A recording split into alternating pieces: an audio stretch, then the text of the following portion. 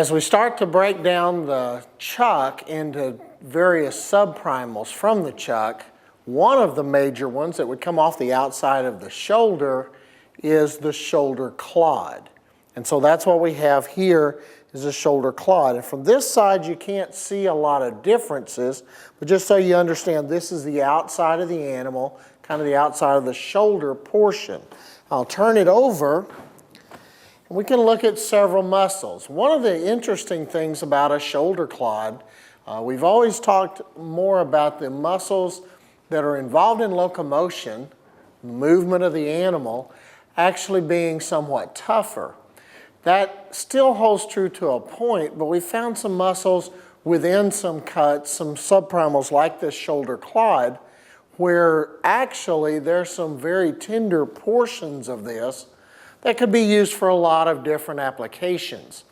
One of the ones that used to just be cut in half and never really utilized much is a little muscle that runs right here. It actually would have set close to the blade bone, or the shoulder blade. It's called the teres major.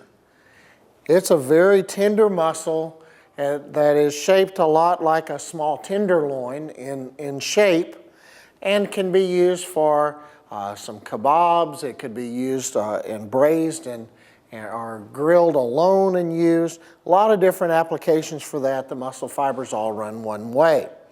If we turn around and look at the muscle that was on top of the shoulder blade,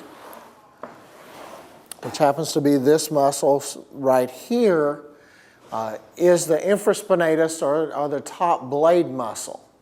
And it is a kind of an interesting muscle. Right down through the center of it is a heavy layer of connective tissue that if you cut across and make steaks, stays right in the middle and won't cook up all together, although it kind of will on one end.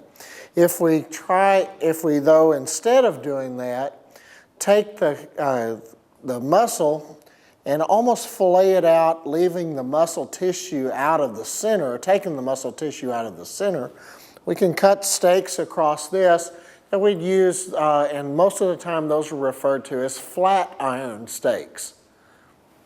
So flat iron if we take out the fillets of that, top blade if we cut across. So that's just a little difference in terminology. The remaining portion of this shoulder clod can be used for several things. Some of it would just come out as either stew meat or something like that. The major portion, the triceps brachii, which is this muscle right here, could be used for a roasting application, could actually be steaked, but they're not going to be as tender as the top blade. I didn't mention, but the top blade actually, in muscle tissue tenderness, is second only to tenderloin in muscle tissue tenderness. So it is extremely tender, where these others would be kind of medium in tenderness.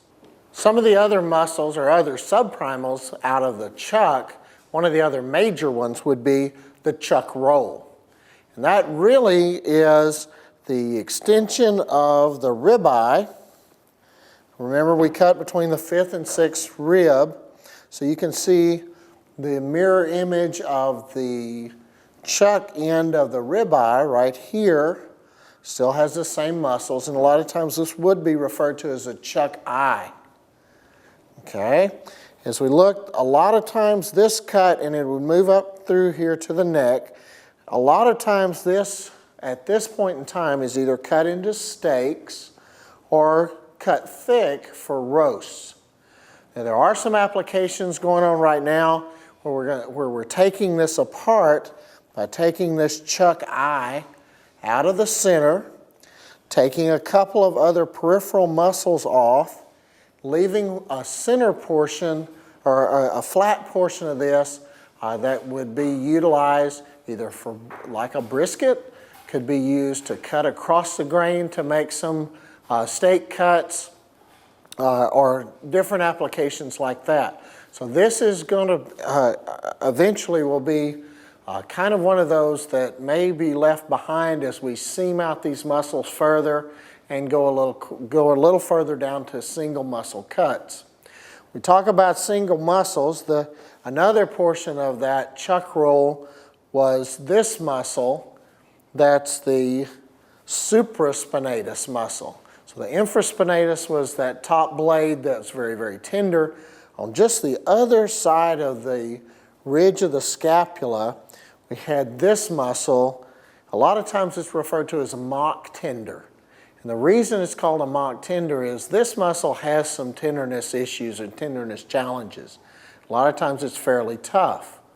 If, however, we take them out like this, when we know they have some tenderness challenges, we have more opportunity to create a product with these, like a pre-cooked, slow-roasted pot roast that will help with tenderness issues from this cut.